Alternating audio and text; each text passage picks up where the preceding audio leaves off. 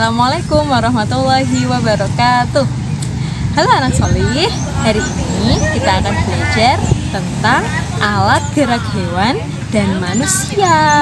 Tahu kan alat gerak tuh yang bisa digerakkan. Kalau manusia itu simpelnya kita bisa lihat dari tangan dan juga kaki, bagian tubuh yang sering bergerak gitu. Nah, kalau hewan ada macam-macam ya. Misalnya kalau di ikan ada apanya? Sirip. Terus kalau di burung ada apa? Sayapnya. Nah, seperti itu. Jadi alat gerak itu maksudnya adalah alat yang digunakan hewan atau manusia itu untuk bergerak, mayoritas dari bagian tubuhnya itu ya. Hari ini kita akan pelajari secara lengkap masing-masing dari alat gerak yang dimiliki hewan dan manusia. Karena yang paling sulit ditelaah itu yang hewannya, kita akan bahas yang hewannya dulu. Kalau manusia kan gampang ya. Hewan itu terbagi menjadi beberapa bagian. Ada yang disebut kelompok reptilia, amfibi, mamalia, dan lain-lain. Nah, kita akan bahas yang pertama itu ada kelompok ikan. Ikan itu mayoritas mereka menggunakan apa untuk alat geraknya? Sirip, betul. Dan bagian belakangnya adalah ekor. Nah, fungsinya untuk apa? Fungsinya untuk berenang. Cuman satu ya fungsinya. Nah, kedua ada kelompok dari amfibi. Contoh yang paling mudah dari kelompok amfibi itu adalah katak. Nah, katak ini dia pakainya alat geraknya apa? Kaki ya, tapi fungsinya nggak cuma satu loh, itu ada banyak. Dia bisa menggunakan kakinya untuk berjalan, untuk melompat yang paling sering kita lihat, dan dia juga bisa berenang di air gitu. Kemudian ada kelompok reptilia. Nah, reptilia ini ada yang jenisnya pakai kaki sebagai alat geraknya, misalnya buaya. Ada juga yang menggunakan otot perutnya. Jalannya pakai perut nih. Hewan apa tuh kira-kira? Ular, betul sekali. Terus yang terakhir ada yang pakai kaki dayung. Kakinya tuh bisa buat renang-renang gitu. Apa coba misalnya? Penyu. Nah, itu juga termasuk kelompok reptilia ya. Terus selanjutnya ada kelompok unggas atau burung. Nah, ini mereka pakainya apa tuh buat terbang?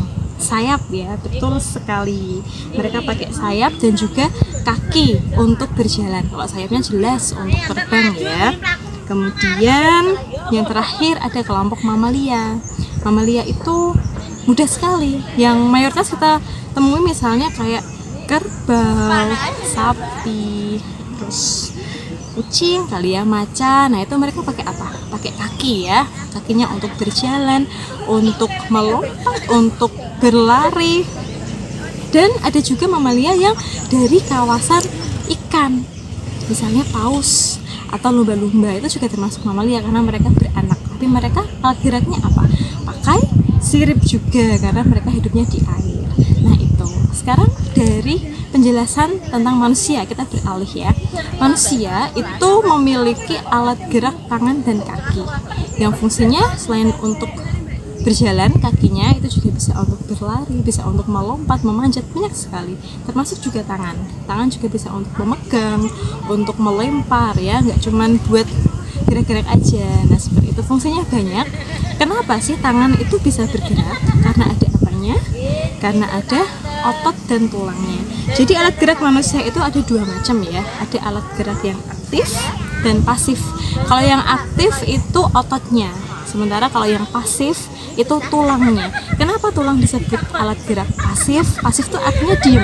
Jadi dia tuh kalau nggak ada gerakan dari otot yang aktif, otomatis tulang itu akan diam. Jadi dia nggak bergerak. Makanya dia disebut alat gerak pasif karena gerakannya tergantung pada gerakan otot yang disebut alat gerak aktif. Nah, itu. Selanjutnya kita beralih lagi ke hewan. Hewan tadi kan ada macam-macam ya, ada 5 kelompok. Ada ikan, amfibi, reptilia, burung, dan juga mamalia. Nah, berbagai macam hewan itu masih dikelompokkan lagi loh menjadi 2 jenis, vertebrata dan invertebrata. Wah, namanya sulit banget. Tapi kalau misalnya kalian lihat penjelasannya tuh simple ya. Kalau vertebrata itu artinya dia memiliki tulang belakang. Hewan itu memiliki tulang belakang. Kalau yang invertebrata itu yang tidak memiliki tulang belakang. Jadi cara mengingatnya gampang banget. Kalau ada in berarti artinya tidak. Nah, hewan-hewan yang masuk kelompok invertebrata berarti dia tidak memiliki tulang belakang. Contohnya apa ya? Sebenarnya kalau mau dilihat ya gampang sih. Yang memiliki tulang belakang tuh ya hewan-hewan yang besar itu, kayak kerbau, kucing, terus jerapah, gajah gitu. Terus ikan juga ada tuh, ikan mas juga termasuk vertebrata. Ya tahu kan? Nah, sekarang udah tahu ya. Selain itu ada juga katak sama ikan paus. Nah, contoh hewan-hewan yang invertebrata itu mereka tipikalnya yang seperti serangga. Terus hewan-hewan kayak siput, cacing, belalang, masuk juga semut. Nah, mereka itu nggak punya tulang belakang, jadi mereka masuk kelompok invertebrata. Nah, itu ya penjelasan awalnya tentang alat gerak hewan dan manusia. Selanjutnya nanti akan dijelaskan lagi di video selanjutnya. Terima kasih. Wassalamualaikum warahmatullahi wabarakatuh.